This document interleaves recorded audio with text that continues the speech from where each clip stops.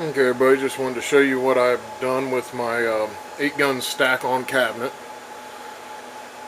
These cabinets are meant to hold 8 guns. They come with this very little plastic shelf in the top, right where this one's at. It's not even a full depth shelf. I assume that that's so you can get some longer guns up behind the shelf if you had a gun that was that long, a rifle that is. Me, I'm not so much a rifle person, more a handgun person, which requires a little more shelf space. So in my opinion, as a cabinet for rifles, this cabinet's horrible. It comes with these little holders here, which are a little hard to see. Comes with two rails of 4 holders for 8 guns. As far as holding guns, great. But with this little teeny shelf, you really think you can fit enough ammo or accessories for 8 rifles on that shelf? Nah, don't think so.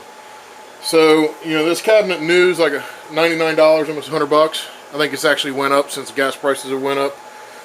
I think it's up to like 119 or 129 now or something like that. As a rifle cabinet, on a scale 1 to 10, due to lack of storage, I give it a 6. As far as just holding rifles, I give it a 10. It's a great cabinet.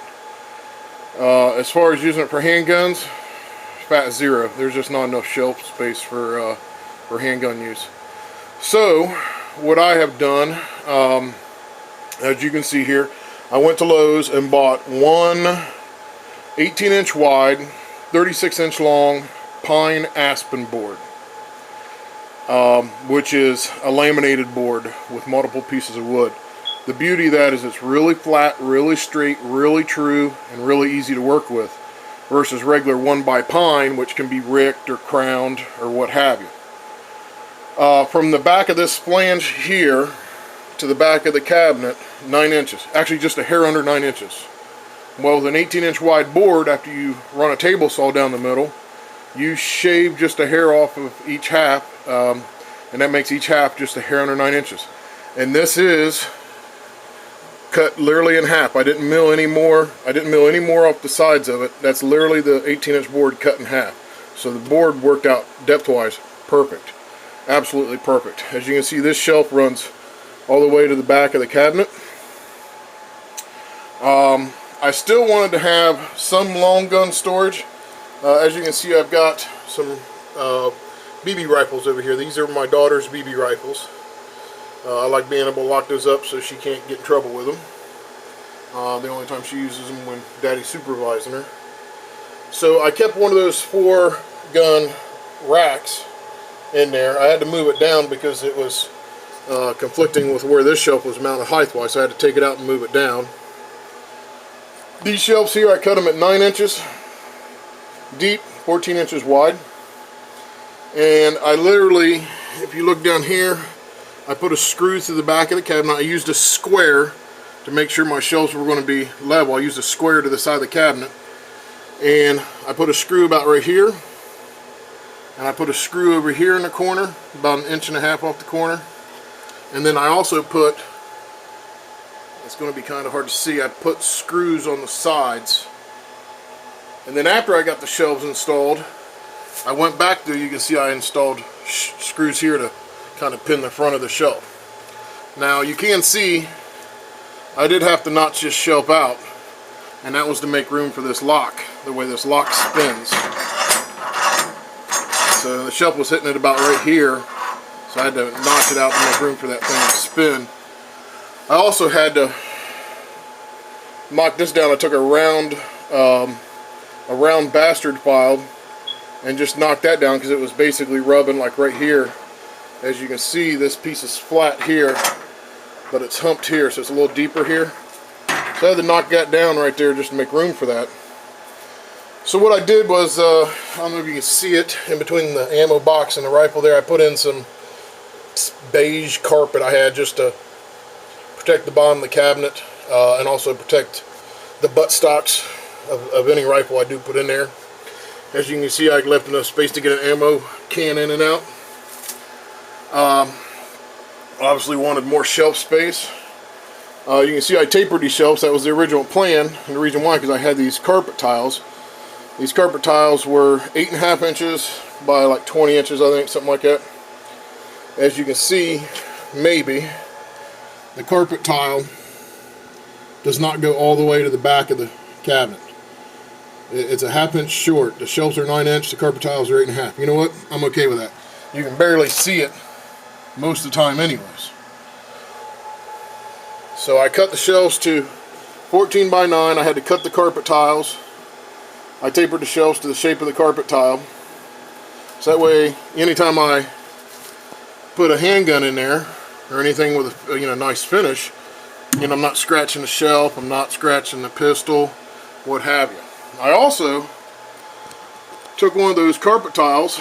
It was about 1 inch short of the left side, about 1 inch short of the right side, about 1/2 inch short of the back, 1/2 inch short of the front.